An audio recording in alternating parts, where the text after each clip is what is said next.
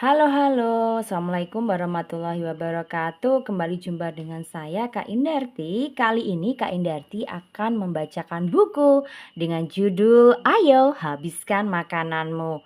Ini merupakan salah satu seri adab sehari-hari untuk kalian.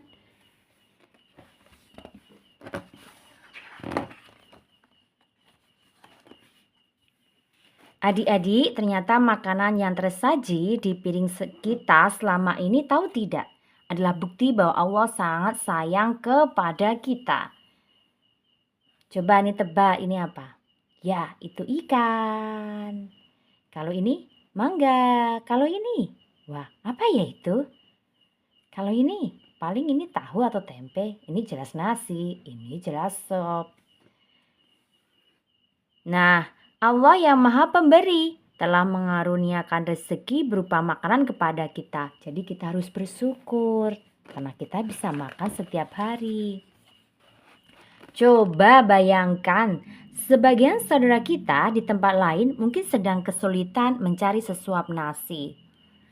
Ada saudara kita yang tidak bisa makan karena miskin dan tidak punya uang sehingga tidak bisa membeli makanan. Ada juga yang tidak bisa makan karena daerahnya sedang dilanda bencana dan kemarau panjang. Tumbuhan sulit hidup sehingga mereka kesulitan mencari bahan pangan. Ada pula yang tidak bisa makan karena negerinya sedang perang.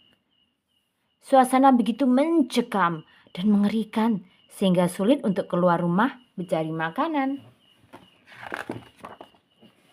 Alhamdulillah orang tua kita diberi rezeki yang berkecukupan. Alhamdulillah negeri kita sering turun hujan dan aman sehingga kita merasakan kenikmatan dan dimudahkan untuk mendapatkan makanan. Oleh karenanya kita harus bersyukur atas kenikmatan yang telah Allah berikan. Bagaimanakah cara mensyukuri nikmat makanan? Yuk cari tahu. Makanan yang sudah disajikan harus dihabiskan. Tidak boleh buang-buang makanan ya. Ambil seperlunya dan kita yakin akan habis. Coba perhatikan menu makanan yang ada di piring kita. Ada nasi, sayur, tempe, ikan goreng, serta semangkuk kecil potongan buah mangga yang segar. Begitu nikmatnya menu makanan yang ada di piring kita. Itu semua adalah bentuk kasih sayang Allah kepada kita. Sekarang coba kita merenungkan nasi yang ada di piring kita. Tahukah adik-adik, nasi yang kita makan yang terkadang kita sisakan sudah melalui proses tahapan yang cukup panjang. Ada banyak orang yang telah berjasa sehingga sepiring nasi mudah untuk kita makan. Siapakah mereka? 1. Ada petani yang mengolah tanah, menanam bibit padi, memberi pupuk, mengairi sawah hingga menjaga tanaman padi dari gangguan hewan. Hasil panen padi dari petani kemudian diberikan kepada pekerja penggilingan yang menggiling hasil panen padi hingga menjadi beras. Beras kemudian dikemas dalam karung.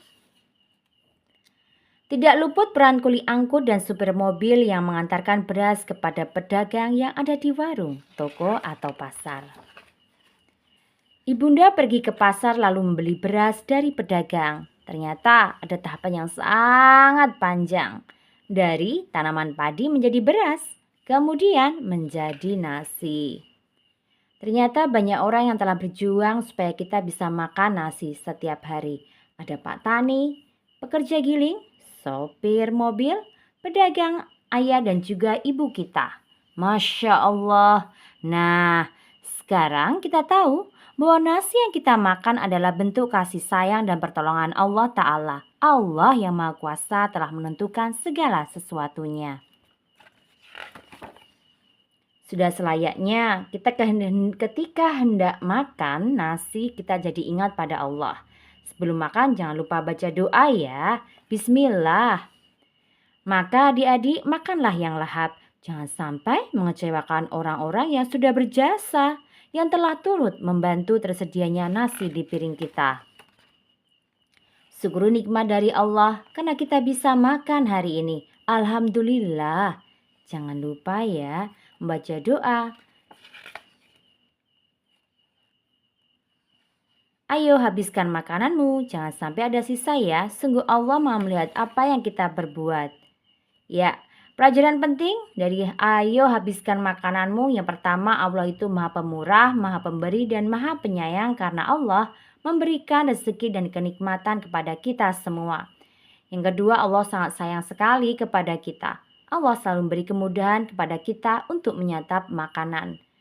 3. Dengan mengingat kenikmatan dari Allah akan semakin memudahkan kita untuk bersyukur kepada Allah. 4. Di antara manfaat merenungkan nikmat makanan dari Allah, kita akan senantiasa teringat untuk membaca doa sebelum dan setelah makan.